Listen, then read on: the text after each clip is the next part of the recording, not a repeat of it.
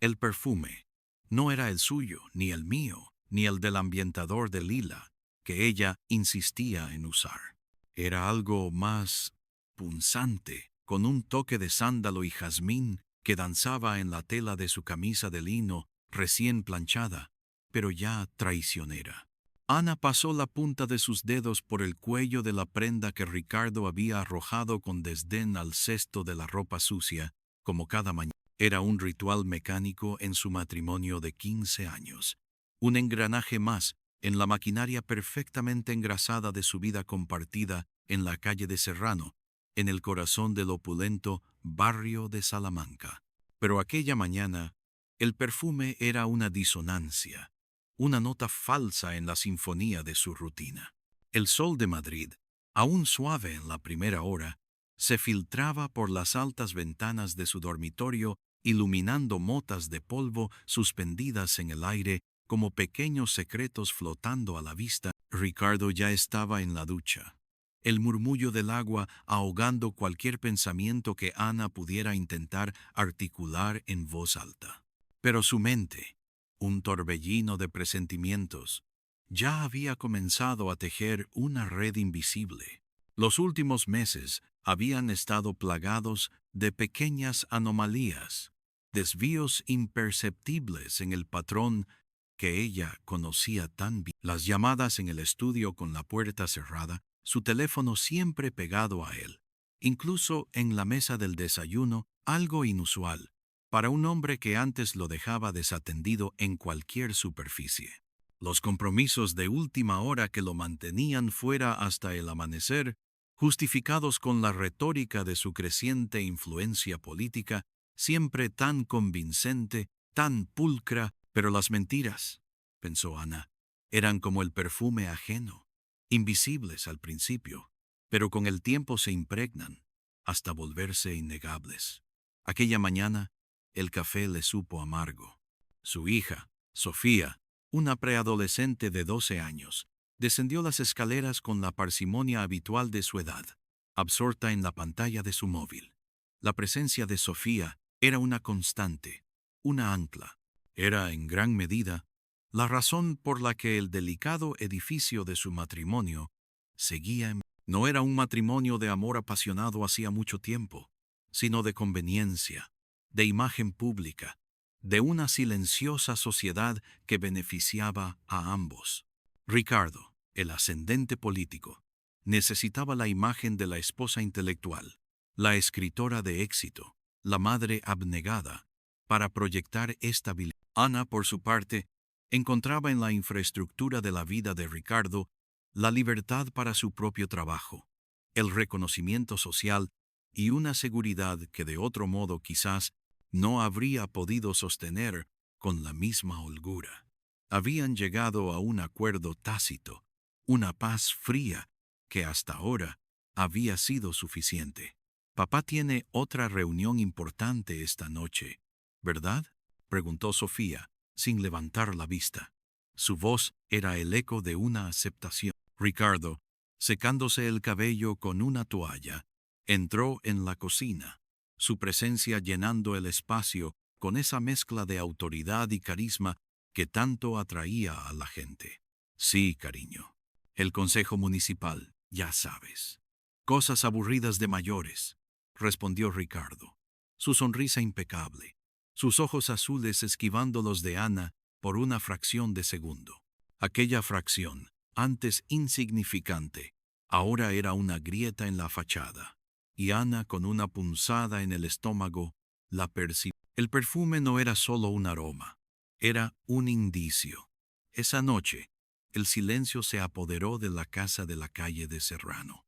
Sofía dormía, y Ana estaba en su estudio, un espacio con vistas al frondoso arbolado de la calle, intentando concentrarse en la corrección de su última novela. Pero las palabras se negaban a fluir. Su mente regresaba una y otra vez al perfume, a la mirada esquiva de Ricardo. Su móvil, que habitualmente dejaba en la mesa de noche, ahora era su sombra. Una curiosidad insidiosa, casi vergonzosa, empezó a roerla. ¿Cómo verificarlo? ¿Cómo saber sin cruzar la línea de la desconfianza total, sin romper el frágil equilibrio de su vida? Cerca de la medianoche, un zumbido apenas perceptible rompió la quietud. El móvil de Ricardo, que había dejado olvidado sobre la cómoda del vestidor antes de salir, vibraba. Una única y breve vibración. Ella se levantó de su escritorio, el corazón latiéndole con una fuerza anónima. Cada paso hacia el vestidor era una batalla contra sí misma. Se decía que era solo una tontería, una paranoia alimentada por el cansancio. Pero la atracción era irresistible. Al llegar, la pantalla se había apagado, pero la luz de notificación parpadeaba suavemente, una pequeña estrella azul. No había patrón de desbloqueo, no había huella digital. Ricardo siempre había sido descuidado con la seguridad de su teléfono, a sabiendas de que Ana nunca invadiría su privacidad. Eso, al menos, era lo que él pensaba. Con dedos temblorosos, Ana deslizó la pantalla. El mensaje era de un número desconocido. Solo mostraba el texto en la previsualización. Te espero en el de siempre, cariño. No tardes. XX. La sangre de Ana se heló. Cariño. La palabra se grabó a fuego en su mente. Un epítome de intimidad robada. Sintió un escalofrío que no tenía nada que ver con la temperatura de la habitación. No había nombre. No había remite claro.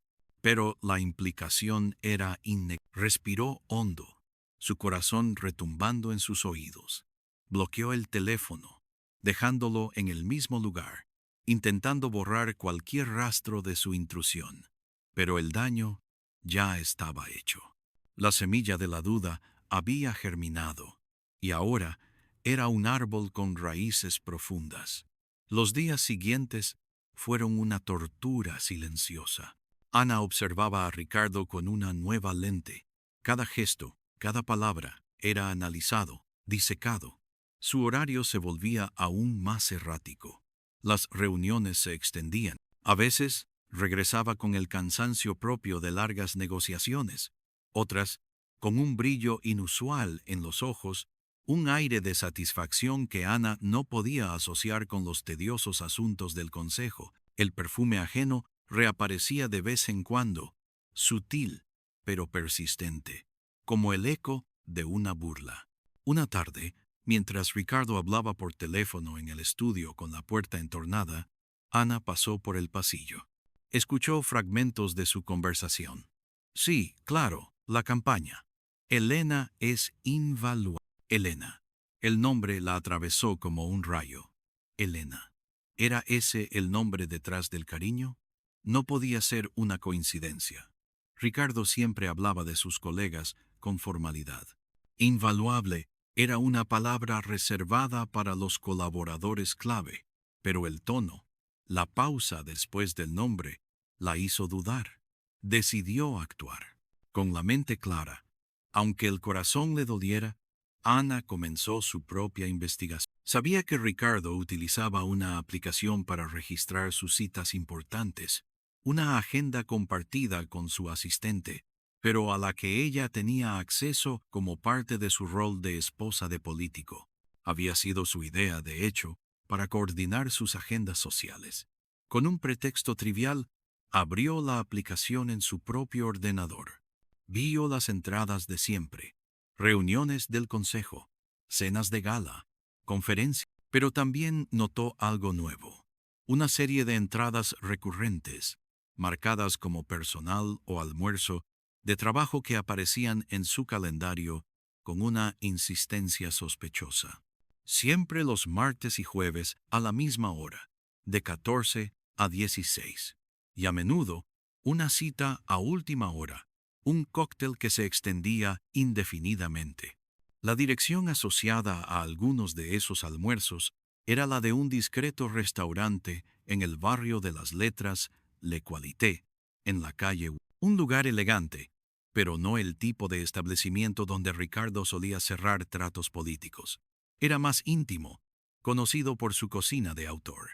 El martes siguiente, Ana fingió tener un compromiso. Voy a la biblioteca.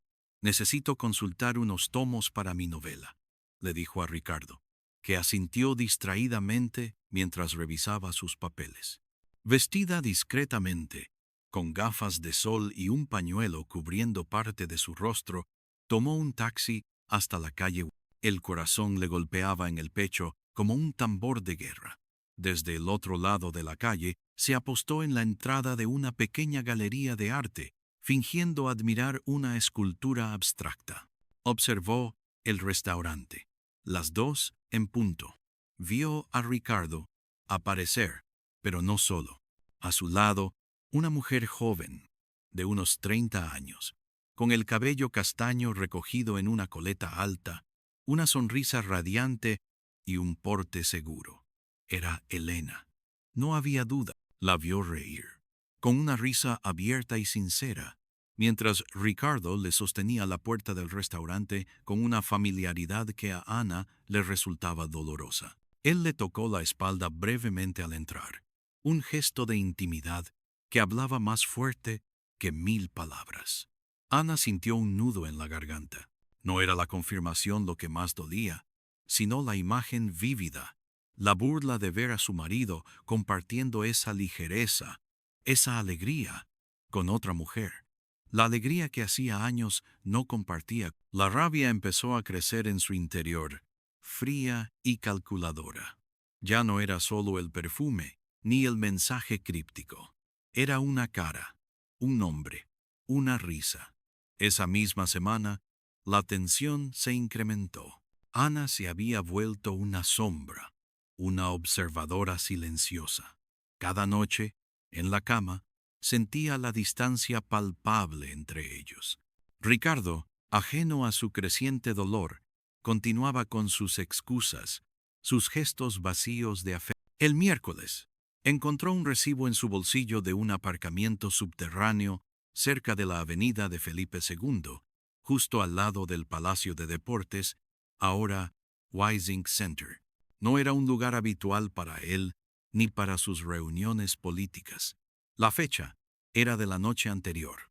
La noche del jueves, Ricardo anunció otra cena de trabajo que se extendería hasta tarde. Ana asintió, con una sonrisa. Una vez que se fue, esperó media hora y con una mezcla de ansiedad y determinación, tomó su coche. Condujo hasta el Palacio de Deportes. El aparcamiento subterráneo, vasto y laberíntico, olía a hormigón, humedad y gases de escape. Encontró el coche de Ricardo, su reluciente Mercedes, estacionado en un nivel inferior, en una sección alejada y poco concurrida. Lo que la sorprendió fue que no estaba solo. Junto a él, un coche más pequeño, un utilitario rojo que había visto a Elena conducir una vez. Ana esperó en su coche, con el motor apagado, observando el Mercedes de Ricardo. El aire acondicionado del parking zumbaba suavemente, y el eco de sus propios latidos parecía llenar el espacio. Después de lo que pareció una eternidad, vio a Elena aparecer con una chaqueta fina sobre el brazo, dirigiéndose al coche rojo. Antes de que pudiera abrir la puerta, Ricardo salió del Mercedes. La alcanzó, la tomó por los hombros y la besó. Un beso apasionado, largo, que no dejaba lugar a dudas.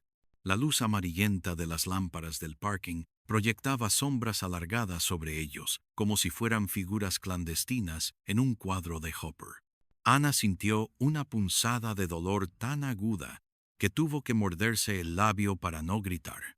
No era solo la traición, sino la cruda visualización de su mentira.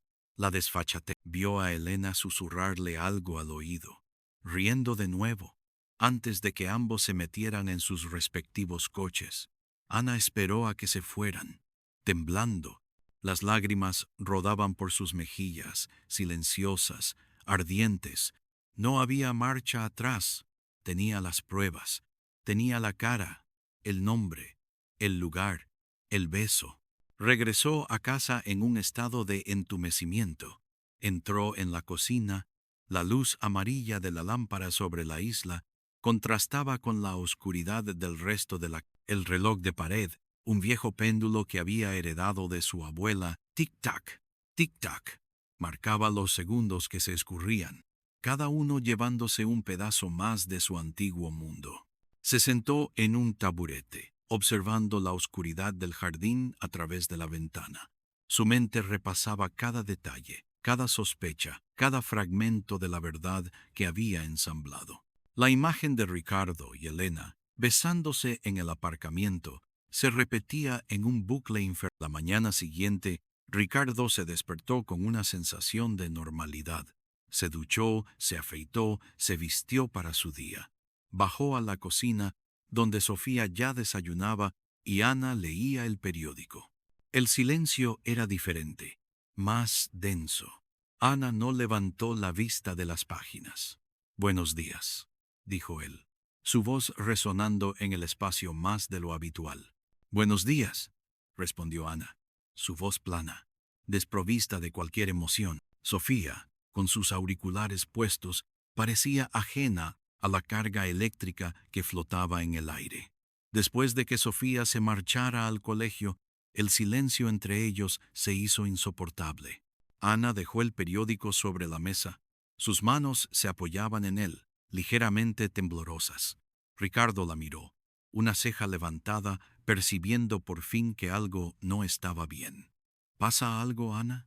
Pareces distante». Ella levantó la vista. Sus ojos, normalmente cálidos y expresivos, estaban fríos, distantes, casi quirúrgicos.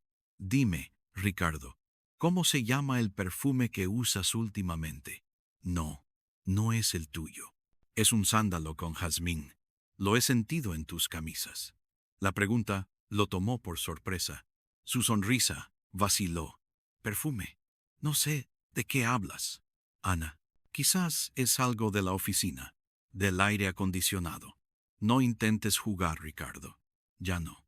Su voz era apenas un susurro, pero la determinación en ella era de hacer. «Sé lo de Elena». El nombre, pronunciado con tanta frialdad, lo golpeó como un mazazo. El color se le fue del rostro. «Ana, no sé de qué estás hablando». Su voz era débil, ya sin su habitual autoridad. «¿No sabes de qué hablo? ¿No sabes de las citas de los martes y jueves en l'Equalité? ¿No sabes del aparcamiento subterráneo del Wissing Center? ¿No sabes del mensaje de cariño en tu teléfono?» Ana sacó su propio móvil y le mostró una foto que había tomado la noche anterior en el aparcamiento. Una foto clara, aunque un poco granulada por la poca luz, de él besando a Elena. Ricardo se tambaleó, apoyándose en la encimera. Su fachada de hombre intocable se desmoronaba ante sus ojos. «Ana, por favor, déjame explicarte. No es lo que parece». «¿Y qué es, Ricardo? ¿Una reunión de trabajo especialmente apasionada? ¿Un cóctel con beneficios? No me tomes por estúpido». Su voz subió un tono, la rabia contenida estallando por fin. «Hemos construido una vida, una reputación, una familia. Todo esto, ¿por qué? ¿Por un capricho? ¿Por una aventura con tu asistente?» Ricardo intentó acercarse, pero Ana retrocedió. Su mirada era de repulsión. «Elena no es solo una asistente, Ana. Ella es. Ella me entiende. Tú y yo. Hace mucho que no nos entendemos». «Mentira», la interrumpió Ana. El dolor en su voz era palpable. «Tú eres el que ha dejado de entender. Tú eres el que se ha olvidado de la mujer que tenías en casa, la que te apoyaba, la que construyó esta imagen contigo.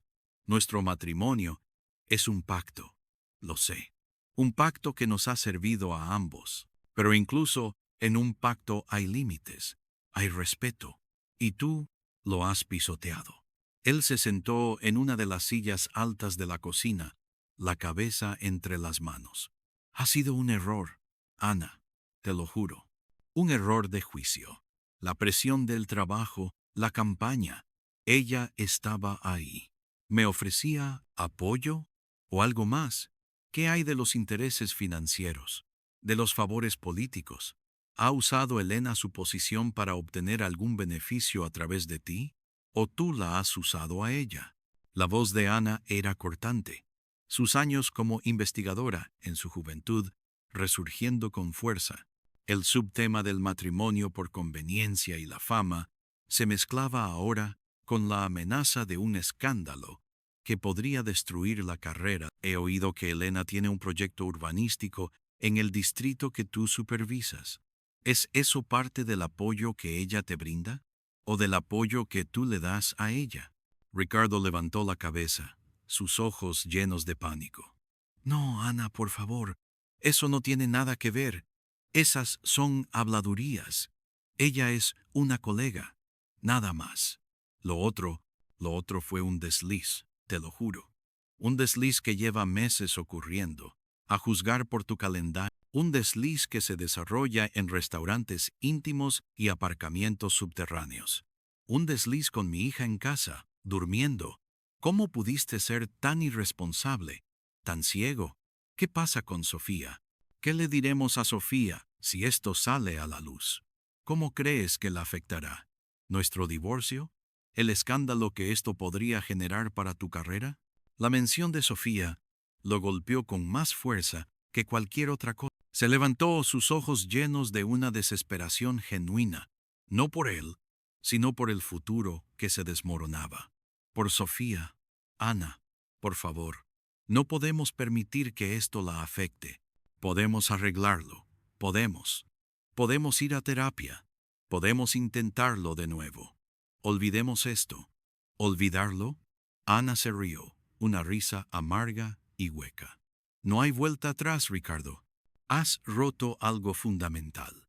Nuestro pacto se basaba en el respeto mutuo, en la apariencia, y has roto ambas. ¿Crees que puedo seguir viviendo contigo, compartiendo la cama, la mesa, la vida, sabiendo que me has estado engañando, no solo con otra mujer, sino quizás con intereses que pueden afectar tu carrera y la estabilidad económica de nuestra familia?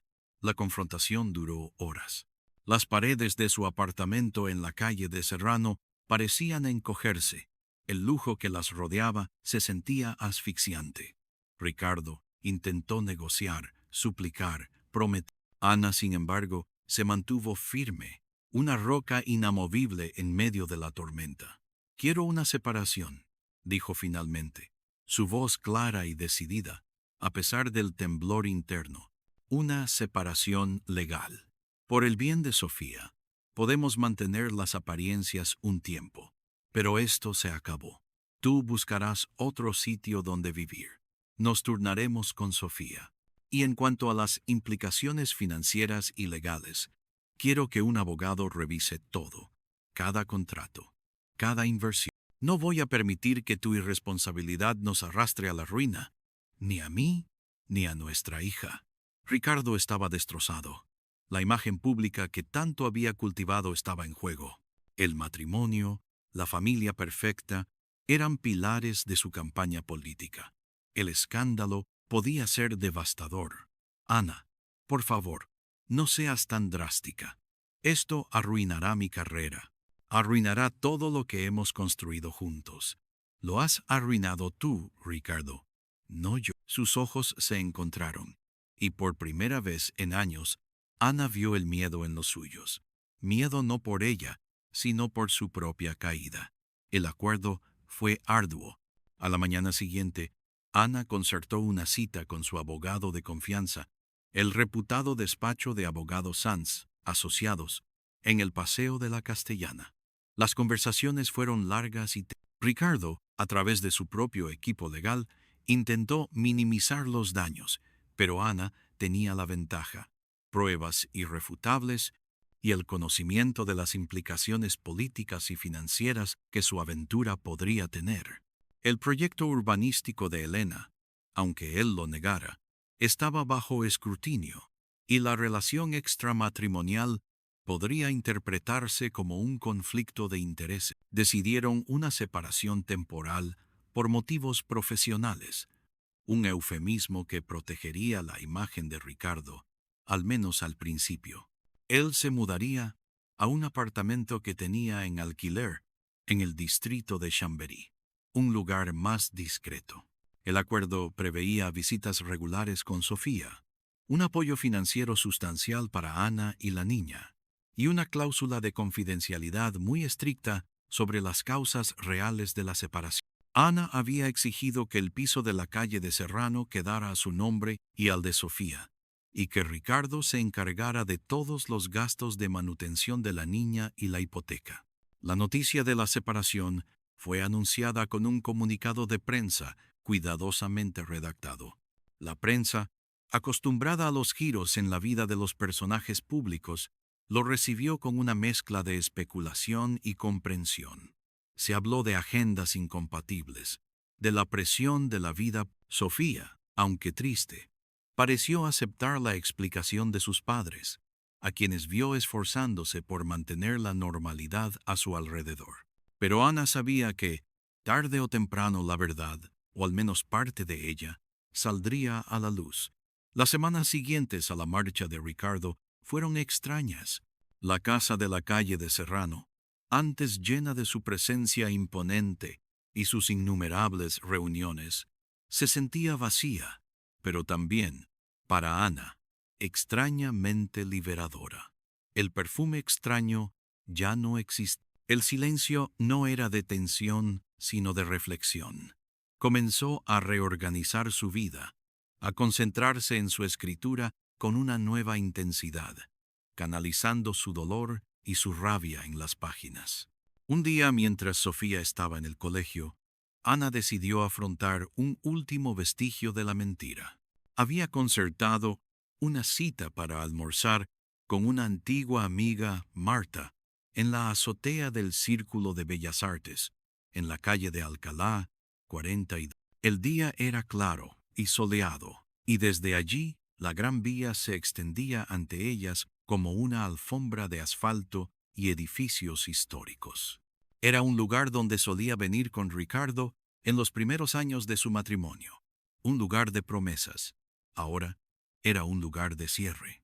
Mientras esperaban la comida, Marta, que trabajaba en el sector de las relaciones públicas, le comentó en voz baja: «Sabes, Ana, me enteré de que Elena, la asistente de Ricardo, ha sido trasladada a la delegación de Bruselas. Dicen que es por una promoción, pero la realidad es que el rumor sobre su relación con Ricardo estaba empezando a ser incontrolable, y el tema de su proyecto, el que querían aprobar en el ayuntamiento, se ha congelado».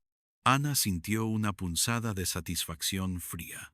Justicia, o al menos consecuencias. Ricardo había actuado para protegerse, y en el proceso había apartado a Elena. «No me sorprende», dijo Ana, su voz tranquila, su mirada fija en el horizonte de los tejados madrileños. «Ricardo siempre prioriza su propia imagen». «¿Y tú, cómo estás realmente?», preguntó Marta, su voz llena de genuina preocupación. «Estoy reconstruyéndome», respondió Ana, dejando que el viento jugara con su cabello. «Ha sido duro, pero necesario. Habíamos construido una jaula de oro, Marta, y la llave para salir la ha puesto él, con su traición». Marta le tomó la mano. «Eres fuerte, Ana. Siempre lo has sido. Y Sofía te necesita». Esa misma noche, después de cenar con Sofía, Ana se sentó en su estudio. Las luces de Madrid parpadeaban bajo ella. 1.000.000 de historias, sucediendo al mismo tiempo. Abrió su ordenador, no para escribir, sino para revisar unos documentos legales que le había enviado su abogada. No se trataba de vengarse, sino de asegurarse de que Sofía estuviera protegida, de que su futuro no se viera comprometido por las decisiones irresponsables de su padre. Ricardo había accedido a la mayoría de sus demandas, consciente de la espada de Damocles que pendía sobre su cabeza. El acuerdo era cerrado, blindado. La soledad era una nueva compañera, a veces abrumadora, otras sorprendentemente pacífica. Había noches en las que sentía el peso de lo perdido, el fin de una era, aunque falsa. Pero también sentía una ligereza, el fin de una farsa. El contrato matrimonial había terminado, no con un adiós teatral, sino con una silenciosa implosión. La confianza se había pulverizado, dejando un campo de escombros emocionales. Unos meses después, Ana fue a dar un paseo por el Parque del Retiro. El otoño había llegado a Madrid, tiñendo las hojas de ocre y rojizo. Sofía estaba con unas amigas, y Ana disfrutaba de la quietud del parque. Sentada en un banco, observó a la gente pasar, parejas de la mano, niños jugando, ancianos leyendo el periódico.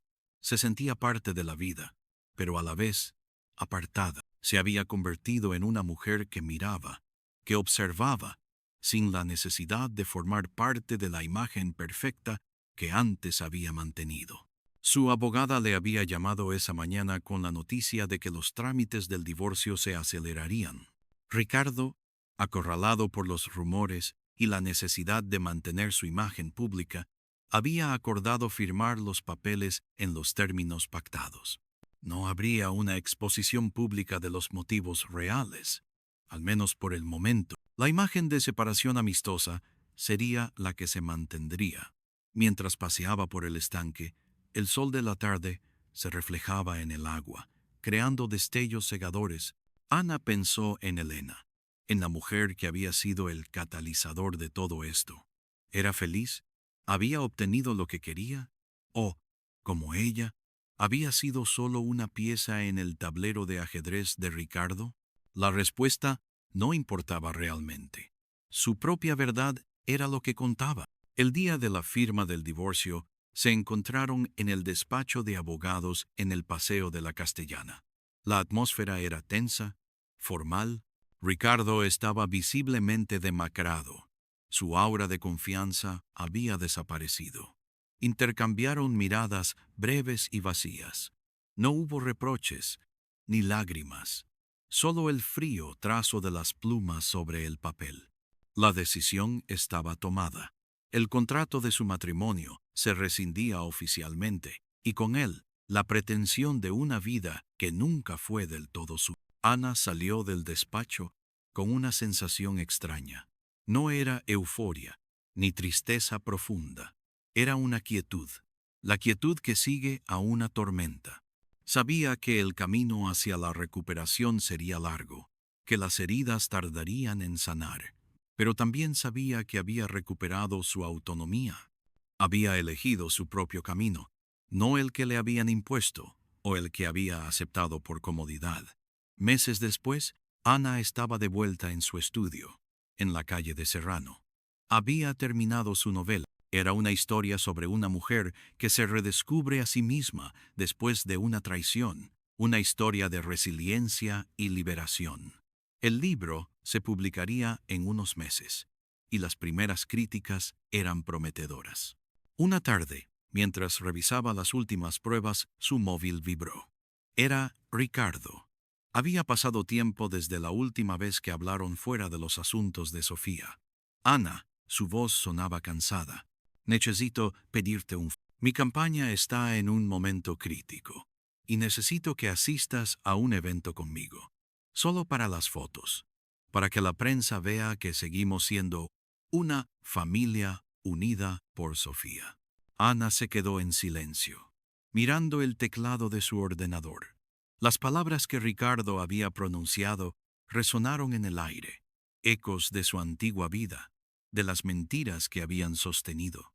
La tentación de ceder, de volver a ese papel que tan bien conocía, pero el dolor, la traición, el largo camino que había recorrido para liberarse, le recordaron el precio de esa unidad. No, Ricardo, respondió Ana, su voz tranquila y firme. Ya no puedo hacer eso. Nuestra familia, como la que conocías, ya no existe. Sofía tiene a sus padres, sí, pero no a una pareja que finja serlo para tu beneficio. Has tomado tus decisiones, y ahora debes afrontar las consecuencias de ellas, solo. Yo ya he pagado mi parte. Colgó miró por la ventana, hacia las luces parpadeantes de Madrid. Se permitió una sonrisa pequeña, apenas perceptible.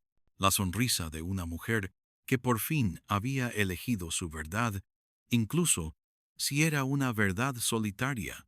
La noche cayó sobre Madrid, y en el estudio de la calle de Serrano, Ana sintió una paz que hacía mucho tiempo no experimentaba. El reloj de péndulo en la cocina seguía con su tic-tac rítmico, pero ahora, para ella, sonaba como el latido de una nueva vida.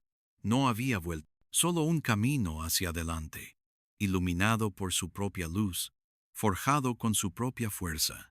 El epílogo no estaba escrito todavía, pero el primer capítulo de su verdadera historia acababa de comenzar. Asterisk, asterisk. Word count check. I need to ensure the story is at least 10,000 words. So far, this is a good start, but I need to significantly expand on details, internal monologues, dialogue, and description of locations and events. I will continue from here, adding more layers to the escalation and the climax, and diving deeper into the characters' psychological states. Asterisk, asterisk.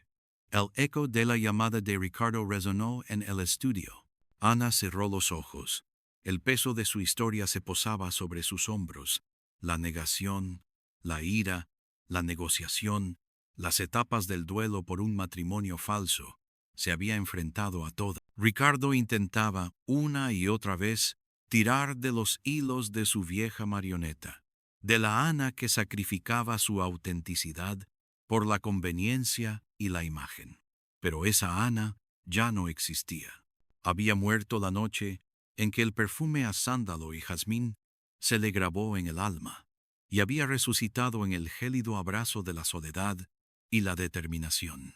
La novela que acababa de terminar era un testimonio de ese renacimiento. Sus personajes, complejos y atormentados, reflejaban los matices de su propia experiencia. No era una autoficción explícita, pero cada palabra, cada giro de la trama, cada diálogo tenso, llevaba el eco de sus propias batallas. Había vertido en sus páginas el torrente de emociones que la había inundado durante meses. La humillación, la rabia, el dolor y finalmente la lúcida claridad de la autoafirmación. El teléfono volvió a sonar. Era Sofía, preguntando si podía ir a casa de una amiga. Ana le dio permiso, su voz suavizada, al hablar con su hija. Sofía era el ancla, el motivo principal por el que Ana había luchado con tanta tenacidad por un acuerdo que garantizara su estabilidad. La niña, en su inocencia, aún creía la historia oficial de la separación temporal por motivos profesionales de sus padres.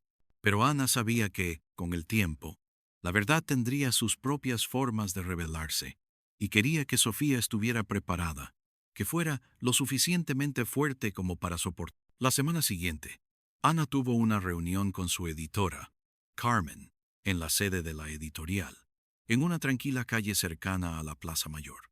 Carmen, una mujer de carácter fuerte y aguda intuición, había sido testigo de la transformación de Ana. «Tu manuscrito es poderoso, Ana», le dijo Carmen, sus ojos brillantes con entusiasmo. «Hay una voz nueva en él, una profundidad que antes no había. Es crudo, honesto. Va a ser un éxito». Ana asintió. Una leve sonrisa se dibujaba en sus... «Creo que he encontrado mi voz», Carmen dijo. «O quizás simplemente he dejado de tener miedo a usarla». Mientras discutían los detalles de la publicación, el tema del divorcio inevitablemente surgió. Carmen, con tacto, preguntó sobre la situación de Ricardo. «He oído rumores, por supuesto. Es imposible no hacerlo con un personaje público como él. ¿Está todo bien?». Ana la miró a los ojos. «Ricardo está sufriendo las consecuencias de sus propias acciones. Yo estoy construyendo una nueva», no añadió más. La discreción era aún parte del pacto que protegía a Sofía, y también, en cierto modo, protegía a Ana de la vorágine de la prensa. Sin embargo, el destino, o la implacable máquina de los medios, tenía otros planes. A la semana siguiente, un periódico sensacionalista, conocido por sus investigaciones sin escrúpulos, publicó un artículo con el encabezado: «El lado oscuro del concejal Ricardo, rumores de infidelidad y conflicto de interés». El artículo No mencionaba a Ana directamente, ni a Sofía, pero sí a una joven asistente y a un proyecto urbanístico controvertido que había sido congelado misteriosamente. Las fotografías, aunque borrosas, mostraban a Ricardo y a Elena saliendo de un restaurante en el barrio de las Letras, y otra, mucho más reveladora, de Elena subiendo a un coche en el aparcamiento subterráneo del Wysing Center. No había besos, pero la familiaridad de sus gestos era innegable. Ana leyó el artículo en el estudio, sentada en su sillón favorito. Sintió una mezcla de alivio y aprensión.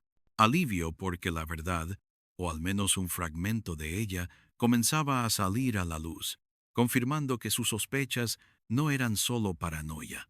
Aprensión porque sabía que esto era solo el principio.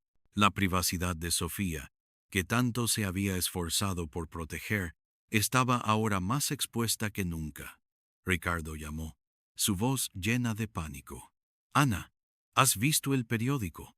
Esto es un desastre. Mi carrera, mi reputación. ¿Crees que fue Elena o alguien de la oposición? ¿Y te atreves a llamarme a mí para esto, Ricardo? La voz de Ana era un látigo. Esto es lo que sucede cuando juegas con fuego. Las consecuencias son tuyas, y solo tuyas. ¿Esperabas que tu aventura con tu asistente se mantuviera en secreto para siempre? ¿O que tus posibles tejemanejes con un proyecto urbanístico nunca salieran a la luz? Fuiste descuidado, Ricardo, y ahora estás pagando el precio. Pero, ¿y Sofía? ¿Qué dirá ella cuando vea esto?, preguntó Ricardo. Su pánico se tornaba en un intento desesperado de manipulación emocional. Sofía es lo único que me importa, respondió Ana, su voz más suave, pero igual de firme. Yo me encargaré de Sofía, y tú te encargarás de tu desastre. Deja de llamarme para esto. Estoy fuera de esto. Ana sabía que no estaba completamente fuera. El torbellino mediático, una vez desatado, era difícil. La prensa comenzó a acampar cerca de su casa en la calle de Serrano. Tenía que escoltar a Sofía al colegio, enfrentándose a las miradas curiosas y a los flashes furtivos. Tuvo que sentarse con Sofía y explicarle, con la mayor delicadeza posible, que las personas a veces cometen errores, que los periódicos a menudo exageran las cosas, pero que el amor de sus padres por ella era inmutable, aunque ya no estuvieran juntos. Sofía, con la sabiduría propia de los niños en la era digital, ya había visto los titulares en su móvil. Sus ojos grandes y oscuros se llenaron de lágrimas. ¿Es verdad, mamá? ¿Papá está con otra mujer? Ana la abrazó con fuerza, sintiendo el temblor de su pequeña espalda. Cariño, los adultos a veces complican las cosas. Tu padre y yo hemos tenido problemas, y sí, hubo otra persona. Pero eso no cambia lo mucho que te queremos. A ti, ni un poco. El dolor de Sofía era el dolor de Ana, multiplicado. Aquella noche, mientras Sofía dormía, Ana se sentó en la cocina, el tic-tac del reloj marcando una vez más el paso implacable del tiempo. El miedo se apoderó de ella, no por sí misma, sino por el impacto en su hija. Había hecho bien al no ceder, al no mantener la farsa por el bien de la imagen familiar. Se preguntó si, al buscar su propia verdad, había condenado a Sofía a un escrutinio público. La culpa, una emoción compleja y venenosa, comenzó a corroerla. Pero luego recordó la imagen del aparcamiento, el beso robado, el perfume intruso. Recordó los años de fría convivencia, la soledad disfrazada de opulencia. ¿De qué serviría una mentira para proteger a Sofía, si la mentira era la base de su propia infelicidad? ¿No era mejor una verdad dolorosa pero liberadora que una fachada asfixiante? La respuesta llegó a Ana con una claridad sorprendente. No había ganado ni perdido, simplemente había elegido la autenticidad. Y esa autenticidad era el único legado verdadero que podía dejarle a su hija. La vida continuó, con sus altibajos. La carrera de Ricardo sufrió un golpe considerable. Aunque no fue apartado de su cargo de inmediato, su imagen pública quedó irremediablemente dañada. Elena fue enviada lejos, su proyecto urbanístico se esfumó, y su nombre quedó manchado por el escándalo. Ana, por su parte, se convirtió en una figura de interés. Su nueva novela, impulsada por los rumores de su propia vida, se disparó en las listas de ventas. Se la invitó a programas de televisión, a entrevistas, donde siempre mantenía una dignidad y una discreción impecables, sin hablar directamente de su matrimonio, pero proyectando una imagen de fuerza y resiliencia que resonaba con el público. Un día, mientras firmaba libros en una concurrida librería de la calle de Fuencarral, una mujer se acercó a ella. Su rostro era vagamente familiar.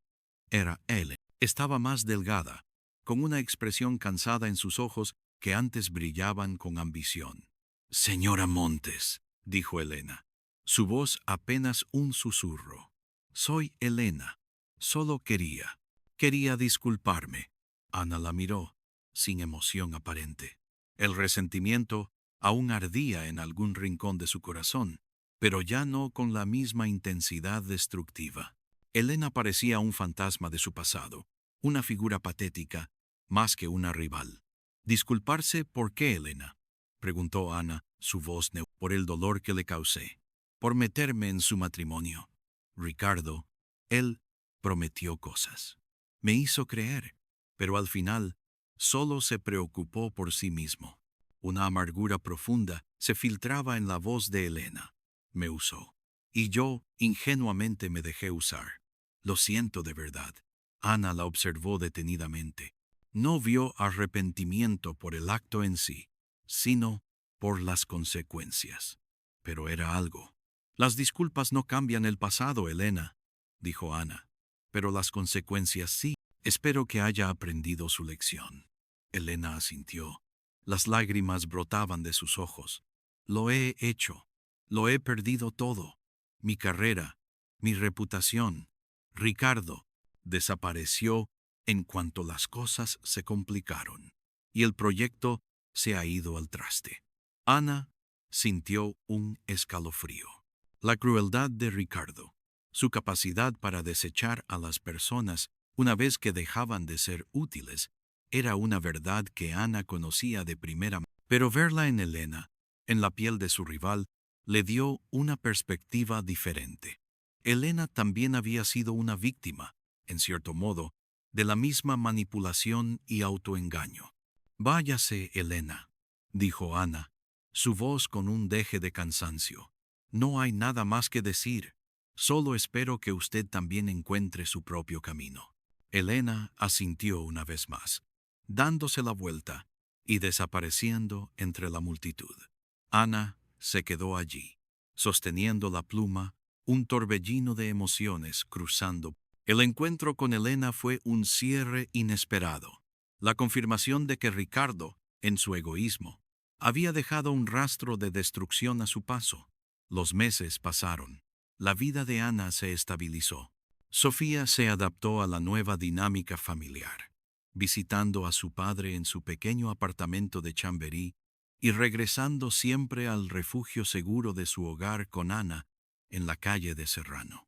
Ana continuó escribiendo, encontrando en las palabras una forma de sanar y de expresar su relación con Ricardo se redujo a la pura formalidad, a las llamadas necesarias para coordinar los horarios de Sofía, siempre corteses, siempre distantes.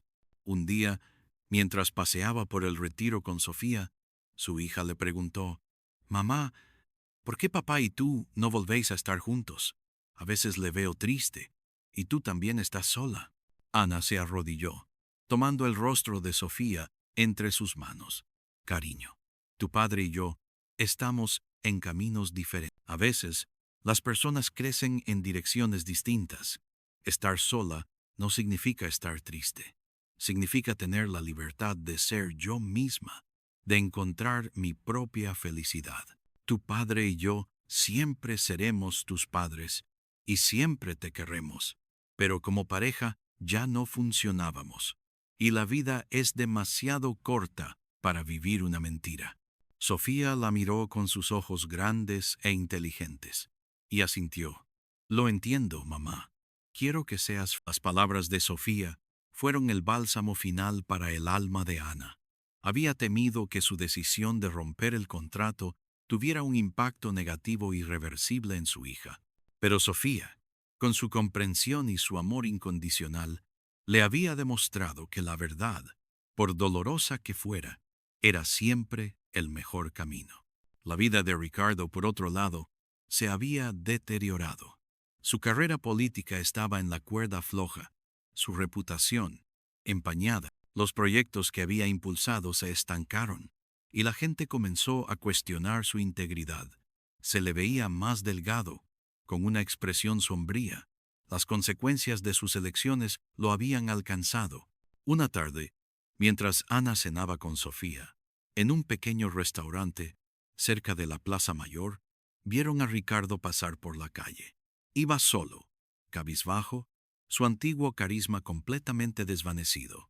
Ana sintió una punzada de algo que no era lástima, sino una especie de fría, constatación. Él había sembrado y ahora cosechaba.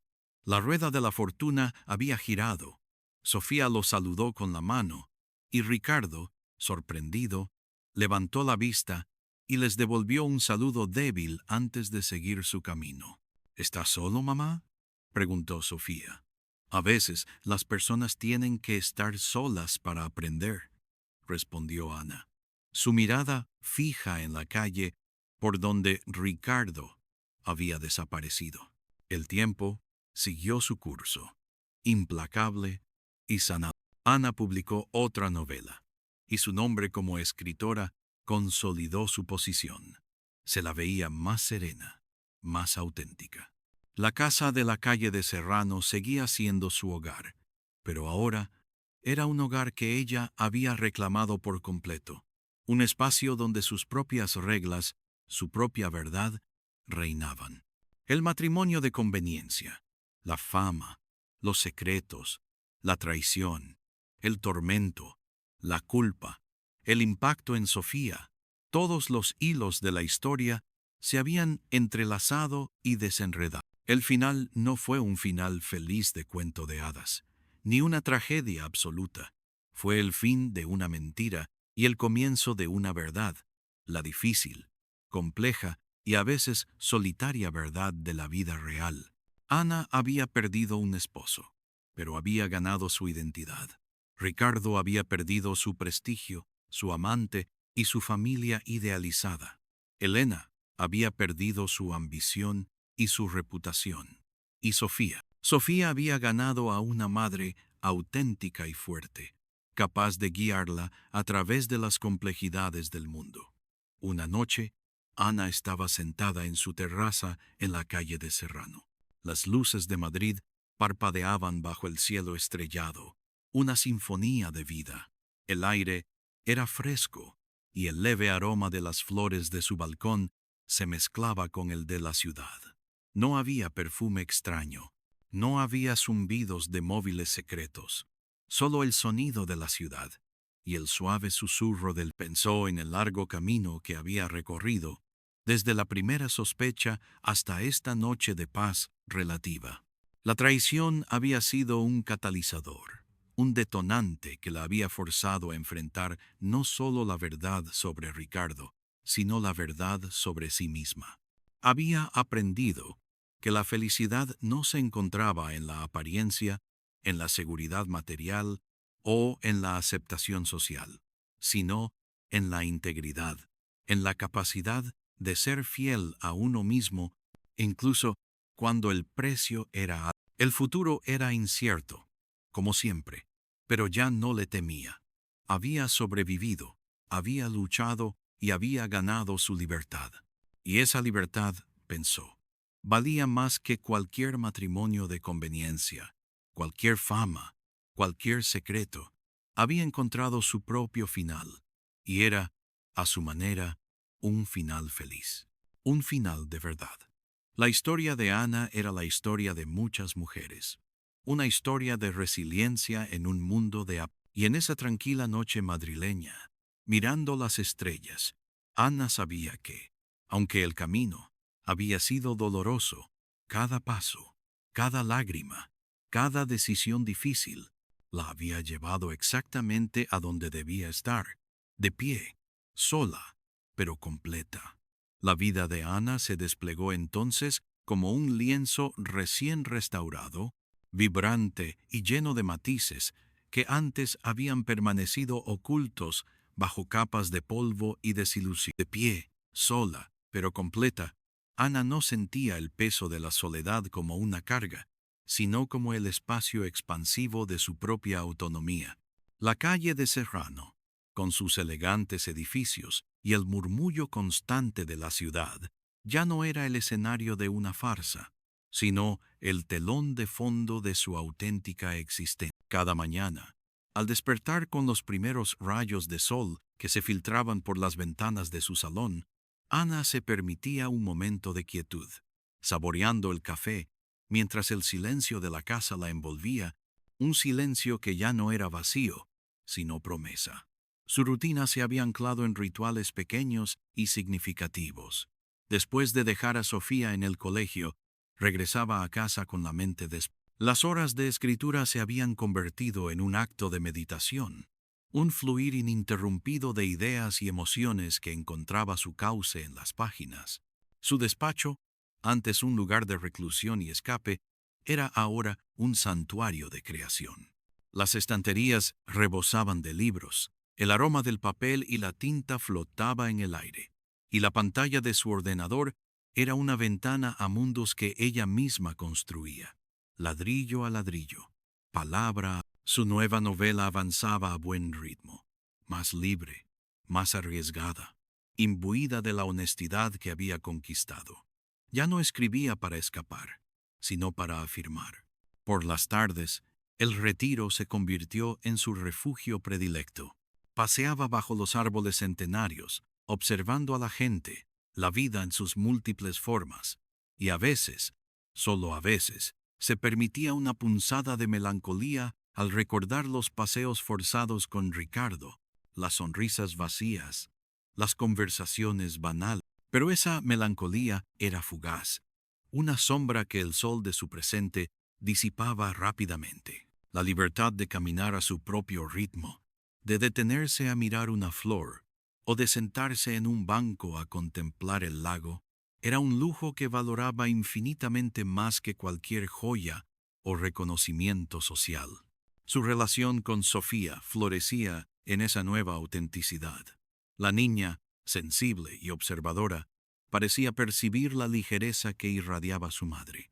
Las conversaciones entre ellas eran profundas y sinceras. Ana ya no temía mostrar sus vulnerabilidades, ni tampoco sus alegrías.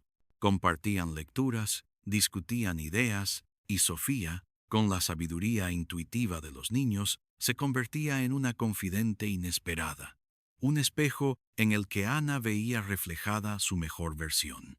Una tarde, mientras preparaban la cena juntas, Sofía, ya con 10 años, le dijo: «Mamá, me gusta cómo eres ahora. Eres más tú».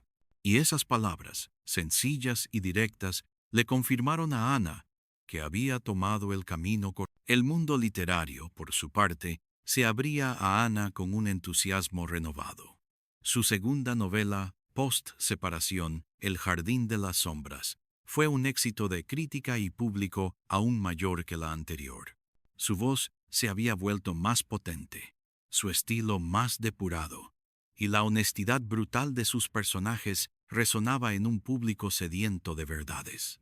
Fue invitada a ferias del libro, a coloquios, a entrevistas donde su historia, aunque nunca contada explícitamente, se adivinaba entre líneas. Ana aprendió a manejar la exposición pública con una elegancia serena, protegiendo su intimidad mientras compartía la esencia de su trabajo.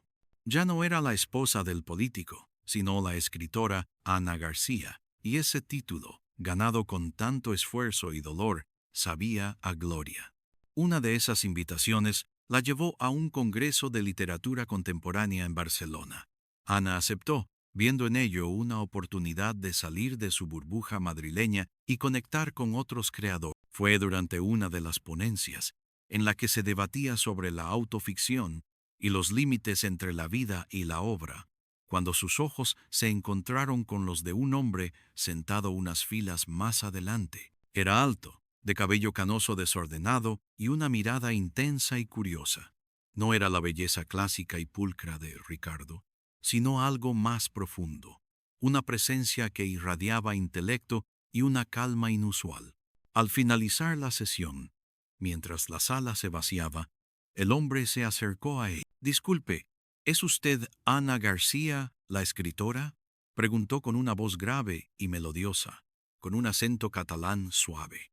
Ana asintió, un poco sorprendida. «Soy Mark Vidal. He leído El jardín de las sombras.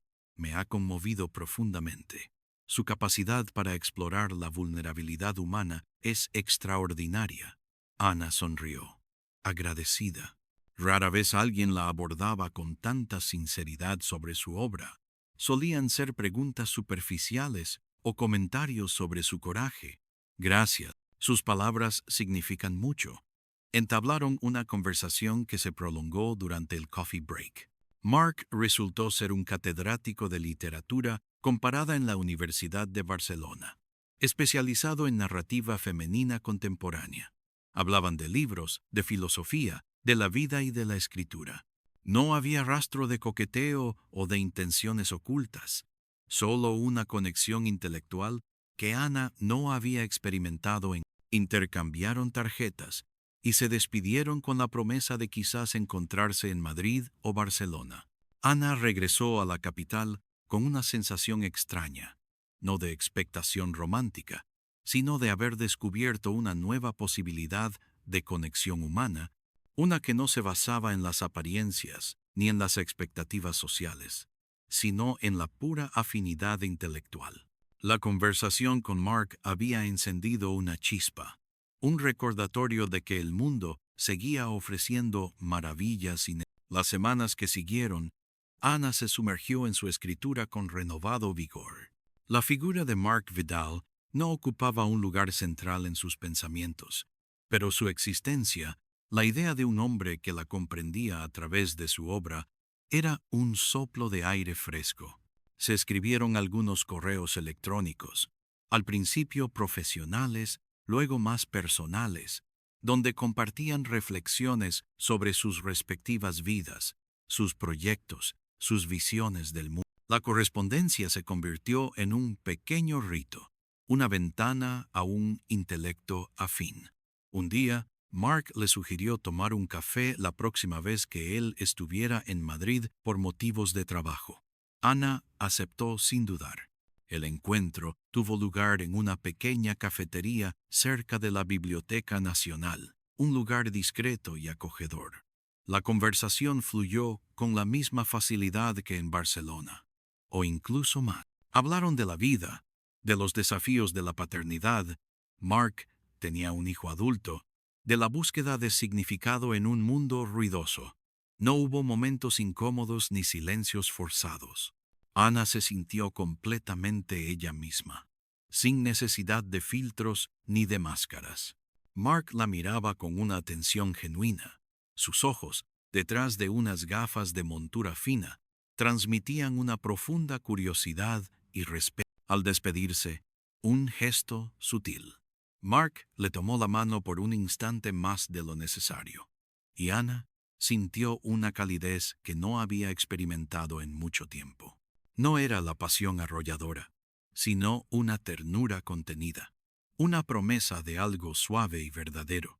Sofía, que se había acostumbrado a la independencia de su madre, observaba con curiosidad estos pequeños cambios. Notaba la sonrisa más frecuente de Ana, la manera en que a veces se quedaba pensativa, con la mirada perdida en el horizonte. «Mamá, ¿tienes un amigo nuevo?», preguntó un día, con esa agudeza infantil que traspasaba cualquier defensa. Ana, sorprendida, le contó de Mark, de cómo era un profesor y un lector de sus libros. «Me parece bien», dijo Sofía con una madurez impropia de su edad. Todo el mundo necesita amigos. La amistad con Mark fue evolucionando lentamente, como una planta que crece sin prisa, echando raíces profundas. Sus encuentros se hicieron más frecuentes, siempre en contextos culturales o en paseos por Madrid. Poco a poco, Ana le fue abriendo las puertas de su mundo, compartiendo con él no solo sus ideas, sino también sus dudas, sus miedos pasados, las cicatrices invisibles que Ricardo había dejado. Mark escuchaba con una paciencia infinita, sin juzgar, sin intentar imponer soluciones, solo ofreciendo su presencia sólida y comprensiva. Él, a su vez, le compartió retazos de su propia vida, de una relación pasada que había terminado en buenos términos, de su amor por la enseñanza y por el conocimiento. Ana descubrió que había una diferencia abismal entre la compañía vacía que Ricardo le había ofrecido y la conexión profunda que estaba construyendo con Mark. Con Ricardo, la conversación era un campo minado, lleno de silencios incómodos y de temas a... Con Mark, las palabras fluían libres, y los silencios eran cómodos, llenos de entendimiento mutuo. Era como aprender a respirar de nuevo después de años conteniendo el aliento. Un atardecer de primavera, mientras paseaban por el Parque del Oeste, los almendros en flor perfumando el aire, Mark se detuvo y la miró. «Ana», dijo con suavidad, «admiro tu fuerza, tu verdad. Has construido una vida hermosa después de tanta adversidad». Le tomó la mano, esta vez sin prisas, entrelazando sus dedos con los de ella. Ana no retiró la suya. Sintió la rugosidad de su piel, la calidez de su palma, y una ola de gratitud la invadió. «Gracias, Mark», susurró. «Tú también eres un hombre bueno, y me haces sentir vista». Esa noche, cuando regresó a su casa de la calle de Serrano, las luces de Madrid le parecieron aún más brillantes. La paz que había encontrado no se había alterado. Al contrario, se había enriquecido. Ya no era una paz solitaria, sino una paz que contemplaba la posibilidad de compartir, de abrir su corazón sin miedo a perder lo que tanto le había costado ganar. La libertad que Ana había conquistado no significaba necesariamente vivir sin nadie, sino la libertad de elegir con quién compartir su vida, desde una posición de plenitud y no de carencia. Mark no era Ricardo, no era un salvador, ni un príncipe azul. Era un compañero, un alma afín, que valoraba su intelecto, su espíritu y su autenticidad. La relación, si es que así podía llamarse todavía, crecía sobre cimientos de respeto, admiración mutua y una conexión profunda. Ana ya no buscaba la pasión desbordada que a menudo enmascaraba el vacío. Buscaba la intimidad, la comprensión, la capacidad de ser ella misma sin reservas. Su vida siguió su curso, rica en sus propios términos. Sofía continuó creciendo, una niña cada vez más resuelta y consciente. Observaba la incipiente relación de su madre con Mark con una mezcla de aceptación y curiosidad infantil. «Mamá, ¿Mark te hace reír?», le preguntó un día. «Sí, cariño», respondió Ana. «Mucho». Y era cierto. Mark tenía un humor inteligente y sutil que lograba sacar las carcajadas más genuinas de Ana, esas que habían estado silenciadas durante años. La evolución de Ricardo, por su parte, se mantuvo como una sombra distante, un eco de un pasado que Ana ya no. De vez en cuando, en alguna noticia digital, veía su nombre mencionado en relación con algún proyecto fallido o una investigación por irregularidades. Su estrella se había apagado definitivamente. Ana no sentía regocijo, solo una fría confirmación de que la justicia, tarde o temprano, encuentra su camino. La última vez que lo vio fue por casualidad. En la Gran Vía, Ricardo caminaba encorvado, su mirada perdida, el brillo de antaño completamente extinto. Iba acompañado de una mujer, pero la imagen que Ana recordaba no era de complicidad, sino de dos soledades paralelas. Se sintió una vez más agradecida por haber tenido el valor de romper las cadenas. Elena también se desvaneció del mapa social. Los rumores hablaban de que había dejado Madrid, que su carrera en la galería se había estancado irremediablemente tras el escándalo. Para Ana, Elena ya no representaba una amenaza, sino un recordatorio de la fragilidad de las vidas construidas sobre la ambición y la falsedad. La casa de la calle de Serrano se transformó aún más. Ana la llenó de vida, de risas, de conversaciones profundas. Organizaba pequeñas reuniones con amigos, escritores, artistas, personas que valoraban la autenticidad. El ambiente era siempre cálido, intelectual y distendido. Ya no había que mantener las apariencias, solo ser. Un invierno, Mark le propuso pasar un fin de semana en Cadaqués, en su casa junto al mar. Ana sintió un escalofrío de miedo y emoción. Era un paso importante. Implicaba una intimidad más profunda. Consultó con Sofía, explicándole que iría unos días con un amigo. Sofía, con una madurez sorprendente, la animó. «Mamá, ve, te lo mereces». El viaje a Cadaqués fue un bálsamo. La casa de Mark era sencilla, luminosa, con vistas al Mediterráneo. Pasaron los días paseando por el pueblo, cocinando juntos, leyendo frente al fuego y compartiendo confidencias bajo la inmensidad del cielo estrellado. Ana descubrió en Mark una ternura inesperada, una capacidad de cuidar y de ser cuidado que ella misma había olvidado. No hubo grandes declaraciones, solo gestos, miradas, la quietud de dos almas que se reconocían. Por primera vez en mucho tiempo, Ana se permitió soñar con un futuro no solitario, sino compartido desde la regresó a Madrid renovada, con el corazón más ligero y una certeza que la llenaba de paz. No se trataba de un final feliz de cuento de hadas, de esos que prometen una vida sin problemas. Se trataba de un camino, de una evolución constante, de la capacidad de aceptar la vida con sus complejidades, con sus alegrías y sus tristezas, sabiendo que uno tiene las herramientas para afrontarlas. Su identidad como mujer, como escritora, como madre, se había consolidado. Había aprendido que el amor verdadero no reside en la posesión, sino en la libertad de ser uno mismo junto a otro. Los libros de Ana continuaron resonando. Se convirtió en una voz influyente en el panorama literario español, no solo por la calidad de su prosa, sino por la coherencia de su vida con su obra. Era una defensora de la verdad, de la resiliencia femenina y de la importancia de la autenticidad en un mundo que a menudo valoraba más la imagen que él. Dio conferencias, fue mentora de jóvenes escritores, y su figura se erigió como un faro de inspiración.